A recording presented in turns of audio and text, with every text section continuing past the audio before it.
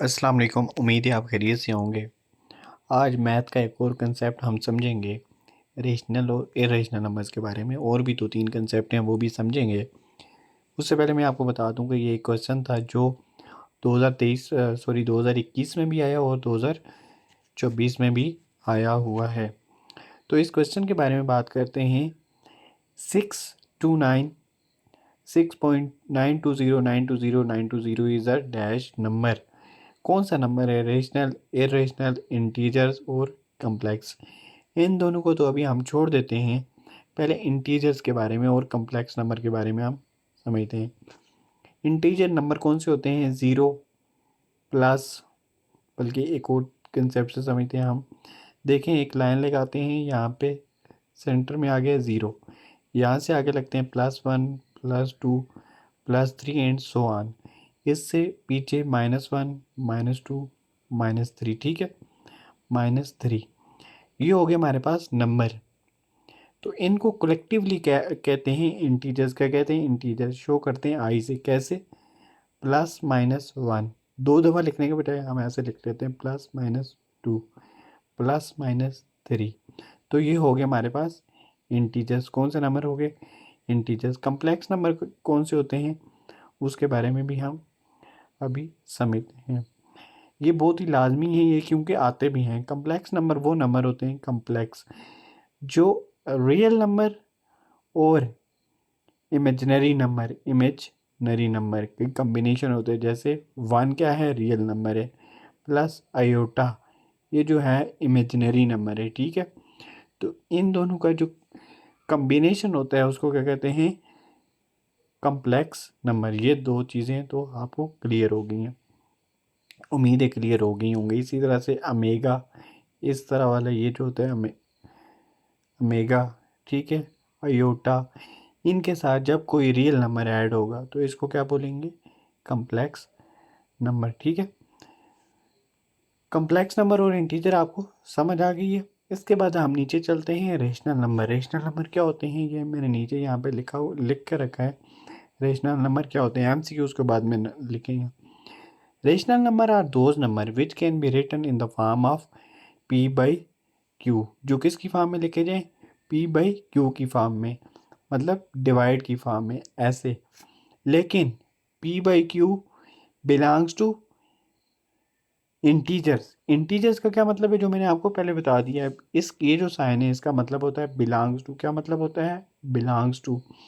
ठीक है, कि पी और क्यू को क्या होना चाहिए? इंटीजर होना चाहिए, मतलब +-1, +-2 कोई भी होना चाहिए। ठीक है, ये आपको समझ आ गई। अब यहाँ तक कंसेप्ट रुकता नहीं है कि सिर्फ आपको P/Q में नज़र आएगा तो वो रेशनल नंबर होगा, क्योंकि बहुत से नंबर ऐसे भी होते हैं जो इस फॉर्म में नहीं होते, वो डिवाइड की फॉर्म में होते हैं। जिस तरह से ऊपर आपको एक डिवाइड की फॉर्म में नहीं, डेसिमल की फॉर्म में। क्यों?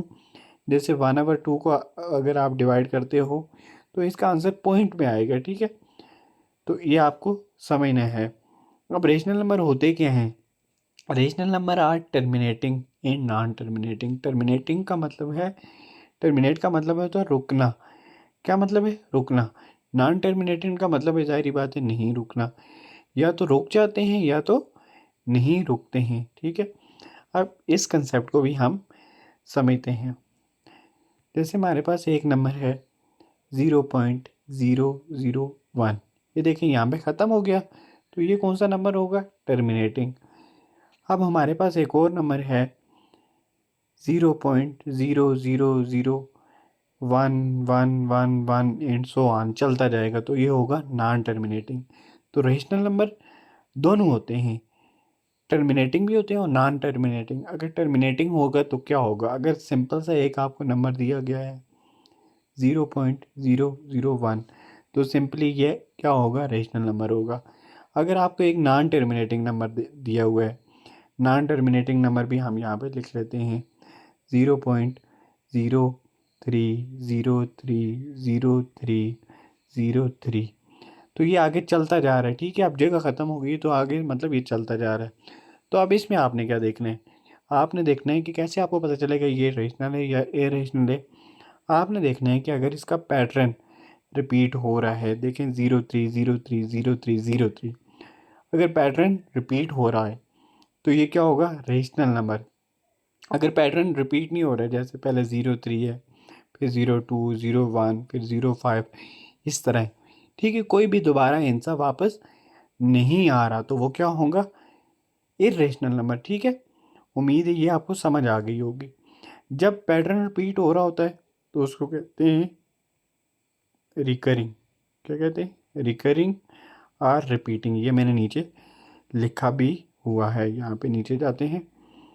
रेशनल नंबर आर रिपीटिंग और रिकरिंग। रेशनल नंबर क्या होते हैं, रिपीटिंग होते हैं, मतलब रिपीट हो रहे होते हैं, पैटर्न रिपीट हो रहा होता है, जैसे 0 3 0 3 0 3, इस तरह से। ठीक है, ये पैटर्न रिपीट हो रहा होता है। ये आपको समझ आ गई है। अब इरेशनल नंबर क्या होते हैं, the number which can not be written in the form of P by Q, जो पी बाई क्यू की फॉर्म में ना लिखें और Q not equal to 0। Irrational number are non terminating. Irrational number जो होते हैं वो हमेशा चलते जाते हैं, जैसे 1.3 0 4 5 एंड सो ऑन, चल रहा है ये। तो ये आपको देखते साथ ही पता चल जाएगा ये क्या हो गया, इरेशनल नंबर है, क्योंकि वो नॉन टर्मिनेटिंग होता है। जब ये आपको आगे डार्ट इस तरह की नजर आए ना, इसका मतलब है वो क्या होता है, नॉन टर्मिनेटिंग।